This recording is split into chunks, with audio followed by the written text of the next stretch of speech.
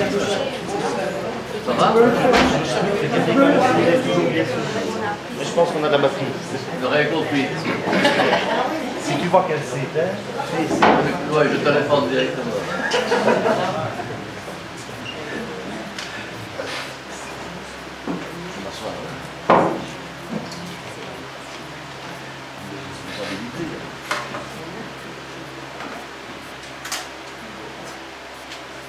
Mesdames, Messieurs, nous allons ouvrir cette séance du Conseil communal du 27 juin 2024. Nous démarrons par l'approbation du président privé de la séance du mois de mai. Pierre, est-ce que tu as des remarques? Non, pas de remarques. Monsieur... Oui, j'ai des remarques concernant le point post-conseil. Le PV ne représente absolument pas ce qui a été dit ici au conseil communal. La première chose, c'est que lorsque je dis qu'il y a eu une absence injustifiée, le PV signale une présence injustifiée. Dès lors, la lecture suivant le débat n'est plus du tout représentative de la véracité du débat. Je demande donc que ce point soit corrigé. Je peux mettre de ton communiqué. J'avais une correction. Le problème, c'est que je n'étais pas présente. J'ai vérifié la teneur du débat en écoutant la diffusion du conseil communal. Et cette fois a été mise directement après le conseil. Donc c'est sur base de ça que j'ai pu dire qu'effectivement ce n'est pas ce qui a été dit. On va acter que nous sommes d'accord. Merci. Est-ce qu'il y a d'autres remarques? Oui. Oui. Oui. Oui. Oui. Oui. Oui. Oui. Non. Oui. Point 2. Démission d'un membre du collège communal. Acceptation. Avant de passer au vote, je vais laisser la parole à Merci Ariane. Mesdames et messieurs les membres du conseil, du collège, bien entendu, chers Dalémoises et Dalémois, suite à mon élection du 9 du 6 2024 et aux élections régionales dans l'arrondissement Village et au décret spécial du 9 du 12 2010 limitant le cumul de mandats dans le chef des députés du Parlement wallon, je suis dans l'obligation de me démettre de mon mandat de bourgmestre. C'est une décision très difficile émotionnellement pour moi, je dirais même brutale au vu du caractère imprévisible, au vu du court délai de transition, au vu de mon attachement passionnel à cette fonction et de la relation profonde et sincère qui s'est créée durant ces 12 dernières années avec les Dalémoises et les Dalémois. Si par cette élection et un soutien massif, je pensais peser davantage dans le débat politique wallon, je n'imaginais pas être élu au vu de ma 4e place sur la liste et au vu du report des voix de la case de tête sur les 3 premiers. Mon score personnel et celui de notre liste, tous les deux, au-dessus de toute attente, en a voulu autrement. Ce résultat m'honore et je remercie à nouveau les 7734 personnes qui m'ont fait confiance. Si le cœur me poussait à rester bourgmestre, la raison m'a poussé à ne pas refuser l'opportunité qui nous est offerte de porter la voix des Dalémois et des Passimoisans à un niveau de pouvoir supérieur. Le décumul des mandats me prive du mandat de bourgmestre, mais il ne m'enlève pas la possibilité de continuer à m'impliquer dans la vie politique locale. Passionné par notre commune et fier d'être Dalémois, je compte bien continuer à m'y investir pleinement. Je siégerai donc au conseil communal de Dahlem en y assurant la présidence et en restant le chef de file de notre magnifique groupe mailleur. Je suis néanmoins serein de passer l'écharpe mayorale et les responsabilités qui lui incombent à notre première échevine, Ariane Polmans, qui a depuis 24 ans démontré son sérieux, son efficacité et son dévouement à notre commune. C'est avec beaucoup de plaisir aussi que je me réjouis que Nicolas Pinkers intègre le collège communal. Ses qualités humaines et son expérience professionnelle et politique lui permettront, j'en suis sûr, d'être efficace directement. Il me reste maintenant à remercier les personnes qui ont élu le jeune homme de 26 ans que j'étais il y a presque 12 ans et qui m'ont accordé leur confiance encore plus nombreux en 2018. Je remercie ma famille, mes grands-parents,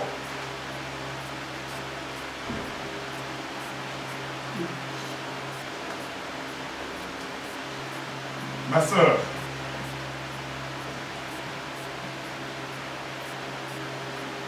Et bien entendu, mes parents pour leur soutien inconditionnel durant ces 2 mandats et les épreuves difficiles qui vont avec.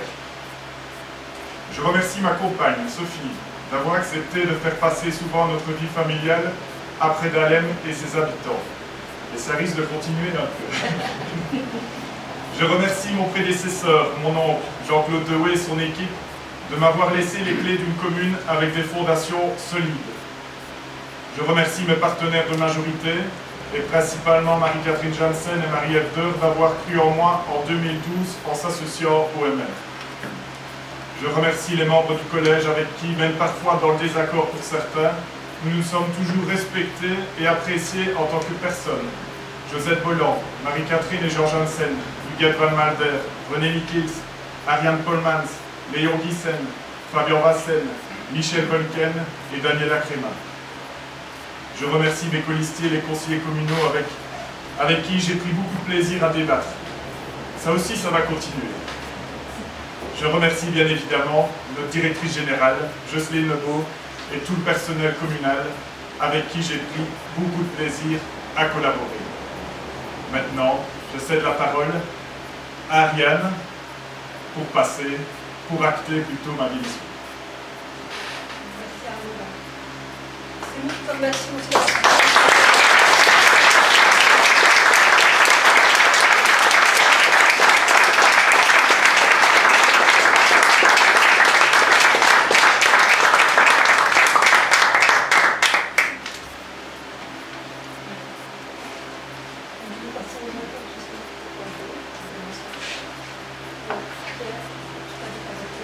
Oui. Oui, pour qui? Oui. Oui. Ariane? Oui. C'est passé à Ariane? Oui. Oui. Oui. Oui. Oui.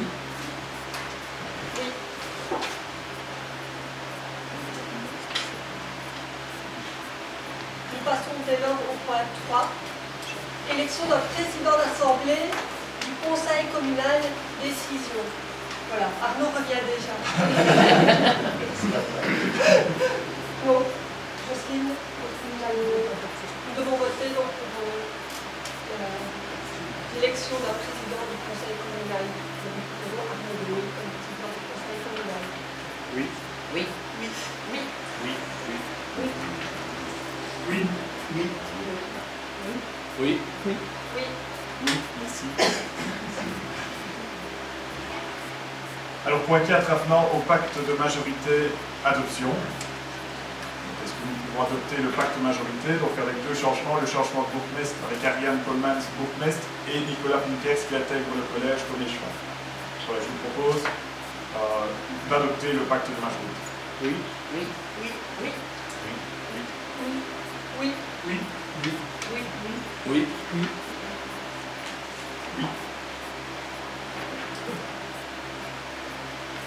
Point 5, installation d'une bourgmestre, vérification des pouvoirs, prestation du serment et installation. Après avoir vérifié les pouvoirs, j'appelle Ariane Polmans à prêter serment comme bourgmestre de Dahlem.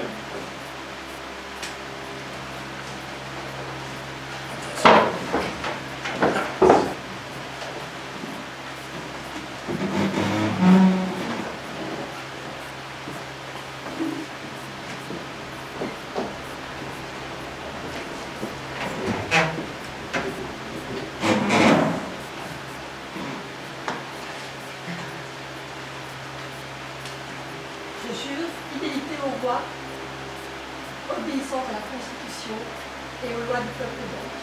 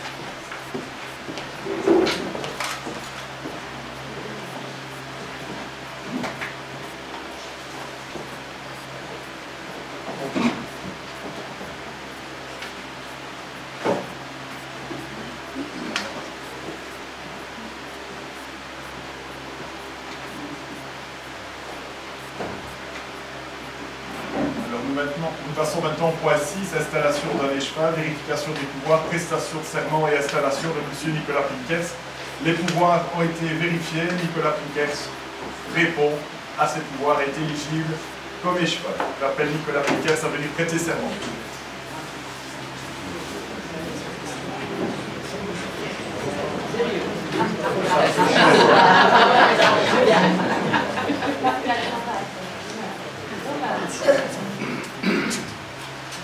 Je suis fidélité au roi, obéissance à la Constitution et au bas du peuple belge.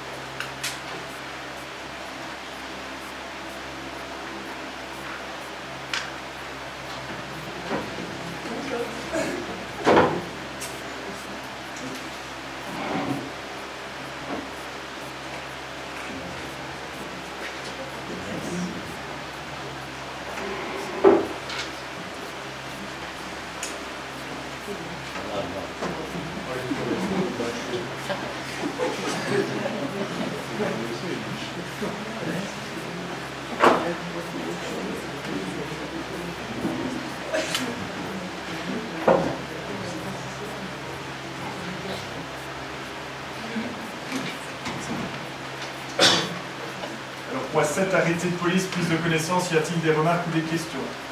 Oui. Monsieur Dewey, excusez-moi, mais il me semble que d'après le code de la démocratie locale et de la décentralisation, c'est un membre du collège qui doit être chargé de présenter les points du conseil communal. Le président du conseil a certes beaucoup de fonctions administratives et de maintien de l'ordre, mais la présentation des points de l'ordre du jour au conseil doit être faite par un membre du collège. Non, c'est faux. Premièrement, c'est faux. Deuxièmement, il ne fallait pas voter oui alors à la présidence. Votre présidence, bien sûr que si. Je dis, ne faut pas mélanger les choses. Je ne présente pas les points, je préside la séance. Là. Mais vous venez de présenter un Non, point. je ne présente pas un point. Je donne l'intitulé d'un point. Vous faites l'intitulé du point. C'est pas présenter un point. Nous en discuterons plus tard. Madame la directrice générale peut répondre. Le président de la séance peut présenter le point. Je vérifierai mes sources. Pas de questions sur les arrêtés de police sur le fond? Oui. Merci. Bon, c'est une prise de connaissance. Point 8, élection communale et provinciale du 13 du 10 2024. Ordonnance de police, affichage électoral. Pas énormément de changements à ce qui avait été proposé au vote pour les élections régionales, fédérales et européennes, sauf qu'on ajoute des panneaux. Donc pour les européennes, fédérales, régionales, les élections du 9 juin, il y avait 3 panneaux dans 3 villages. Ici, vu que c'est les élections communales, on en met un dans chaque village. Donc en gros, c'est le seul changement majeur pour les élections communales et provinciales. Y a-t-il des remarques ou des questions? Je propose qu'on vote. Oui. Oui. Oui. Oui. Oui. Oui. Oui. Oui. Oui. Oui. Point 9, enseignement communal maternel, ouverture de classe au 28 du 5 2024, école de Bernaud. Je cède la parole à Ariane.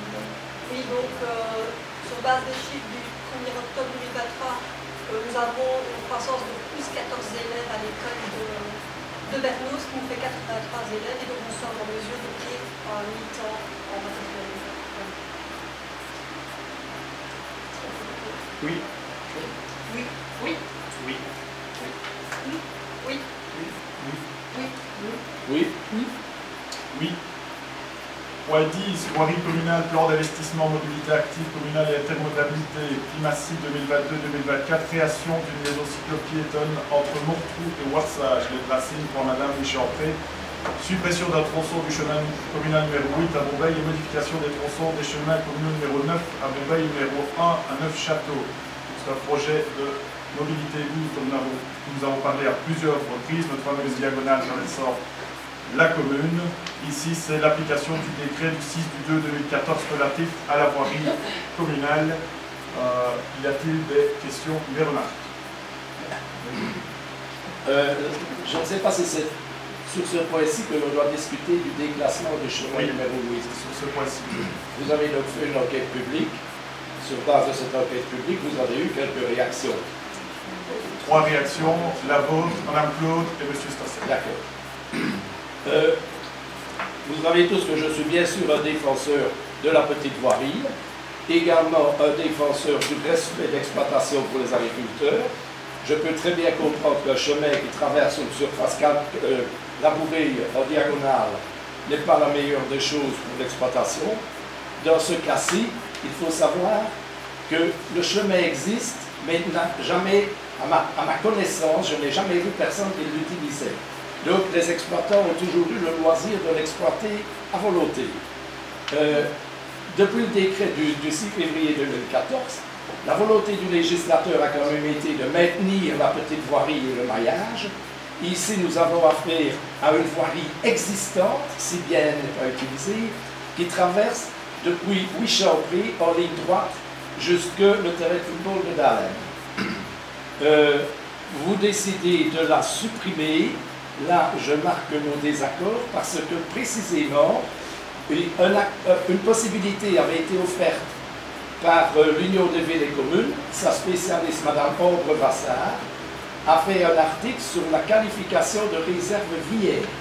La réserve viaire, ça veut dire qu'un chemin qui n'est pas utilisé peut être non pas déclassé, mais temporairement rendu interdit à toute circulation. Le fermier en a la totale exploitation, mais les générations futures pourraient éventuellement, sur base d'une demande de l'administration, ou que sais-je que l'administration, pourrait demander de réaffecter ce chemin. Mais dans un temps de plusieurs décennies, ce chemin serait interdit à toute circulation et garantirait donc une surface exploitable aux agriculteurs. Je voudrais juste savoir si vous avez tenu compte de cet argument qui a été développé dans les remarques qui vous ont été adressées.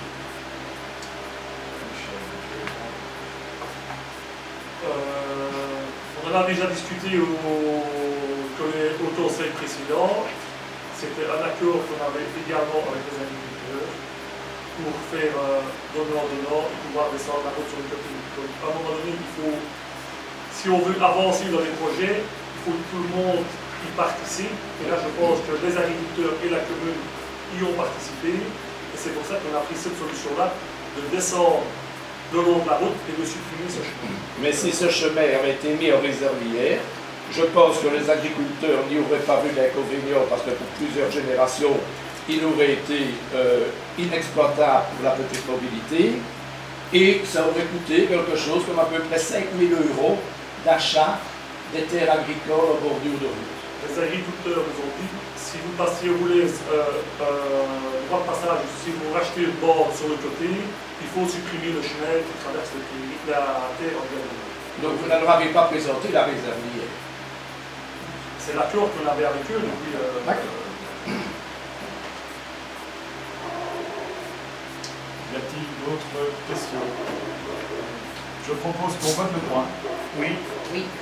Oui. Oui. Oui. Non. Oui. Point 11, patrimoine communal, création d'une maison cyclopiétonne entre le château et Morcourt. 5 parcelles de terrain en nature de rétrocession relative au déclassement du chemin communal numéro 8, des affectations du domaine public. On est dans le même point. Voilà, juste un commentaire, s'il n'y a pas de commentaire, mais je remercie Michel Vonken d'avoir contacté un par un chaque agriculteur pour pouvoir faire avancer le dossier. C'est un dossier important, lourdement subsidié, qui nous permet de faire un beau projet de mobilité douce. Et dans le fond, c'est un déplacement de chemin qui fait un détour peut-être de 150 ou 200 mètres pour le piéton, mais qui permet en soi de recréer un nouveau chemin le long de la voirie, sécurisé par de la végétation également. Donc, je crois que c'est un beau projet de mobilité douce subsidié qui devait passer absolument aujourd'hui. Donc ça, je tiens à vous remercier pour avoir su suivre ce délai-là. Voilà, je propose qu'on... Vous avez fait des donnants-donnants. Dans les parcelles traversées, il y a 2 parcelles qui appartiennent au CPAS. Je voudrais savoir, dans ce cas de figure, le CPAS doit racheter le chemin à la commune? acheter le chemin à côté. Et c'est le CPS qui va devoir prendre hors de son budget pour acheter le chemin et les frais de notaire. Là, c'est un accord avec le CPS. Ça reste la même poche. Ça reste la même poche. Ça reste la même poche. Ça reste le même portefeuille. Oui, mais ça va passer par le notaire. De toute façon, même si c'est un échange, ça va quand même être acté par le notaire. Que ce soit 10 euros ou 50 euros, ça va être acté. Je vous précise, je propose qu'on vote le point. Oui. Oui. Oui. Oui. Oui. Oui. Non. Oui. Point 12, patrimoine communal, acquisition d'emprise et de rétrocession par la commune au droit de plusieurs parcelles cadastrées, 3e division Bourbeil et 6e division Neufchâteau, pour cause d'utilité publique en vue de créer les cyclopiétonnes entre Neufchâteau et Morcourt, accord de presse. Donc toujours dans les mêmes points, autour d'accord. Je propose de voter. Oui. Oui. Oui. Oui. Oui. Oui. Oui. Oui. Ouais, oui. Non, non, c'est pas le même endroit. Alors, point 13, finance, marché public bourgeois de travaux avec la SPGE, aménagement du liaison cyclopiétonne entre Morcourt et Ouarsage, les brasseries pour Madame Champré, dans le cadre du PIC Massi 2022-2024 et travaux de renouvellement de l'égouttage des rues, les brasseries, les croix Madame, approbation des conditions et du mode de passation du marché. Et qu'on se rend bien compte qu'on est chaque fois dans le même point et qu'il y a énormément de procédures administratives pour aboutir sur un projet. Donc là, on est au cahier des charges pour pouvoir mettre en œuvre concrètement ce projet. Michel, je te cède la parole si tu veux. Donc, on a cahier des charges avec les montants des travaux de 1 172 000 euros, c'est bien comprise. Une intervention communale serait de 391 000 euros. Tout le reste, ce sont des subsides de la SPGE et du PIC pour les égouts, la mobilité, les pistes cyclables et le renouvellement de la voirie au Brasserie. C'est parce qu'il y a une question, si vous avez vu les plans, les cahiers des charges. Je propose de voter le point. Oui. Oui. Oui. Oui. Oui. Oui. Oui. Oui. Oui. Oui. Oui. Point 14, finance, marché de travaux, aménagement de trottoir rue de l'Église à Bourbeil, PIC Massi 2022-2024, approbation des conditions et du nombre de passations. Donc il s'agit des trottoirs de la rue de l'Église, donc du rond-point jusqu'à la Grande Route, jusqu'à la nationale 627. Le trottoir, quand on va avec le village de le trottoir à droite. Le montant est de 130 000 euros avec subside à 80%, parce que l'enveloppe est limitée par le PIC. Donc 80 000 euros de subside, de 8 000 euros pour l'arrêt de bus sec, avec un nouvel aménagement pour l'arrêt de bus. Est-ce qu'il y a une question? Je propose qu'on vote le point. Oui. Oui. Oui. Oui. Oui. Oui. Oui. Oui. Oui. Oui. Point 15, finance, marché de travaux de réfection de la toiture de la maison communale rue Général 10 à Dalem, PIC 2022-2024, approbation des conditions et du mode de passation. Comme vous le savez, le toit qui est au-dessus de vous, il est plus très étanche. On a plusieurs infiltrations depuis longtemps. Voilà. Ça a fait son temps en structure qu'en couverture. Donc on part sur un nouveau projet de rénover de A à Z toute la carcasse et toute la couverture pour un budget estimé à 226 000 euros. Y a-t-il des questions? Je propose qu'on vote le point. Oui. Oui. Oui. Oui. Oui. Oui. Oui. Oui. Oui. Oui. Oui.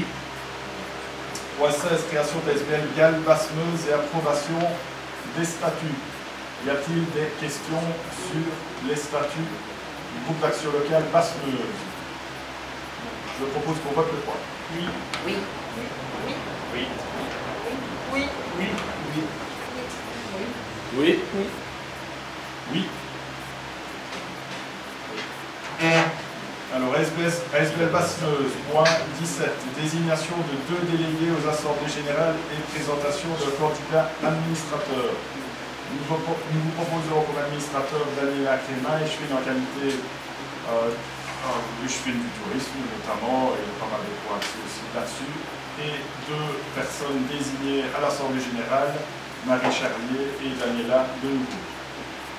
Je vous propose de voter, nous devons voter par écrit.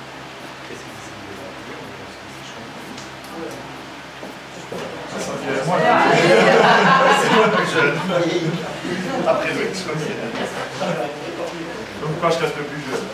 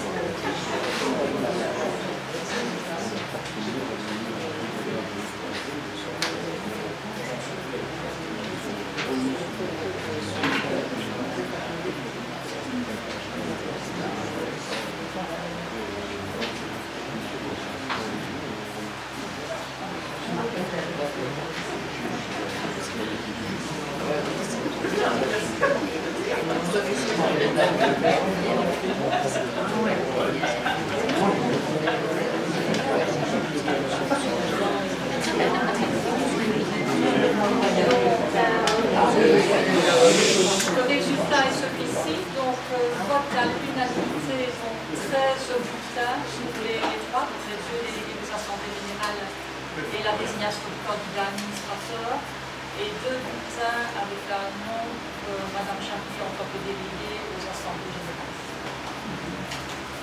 Ne bloque pas.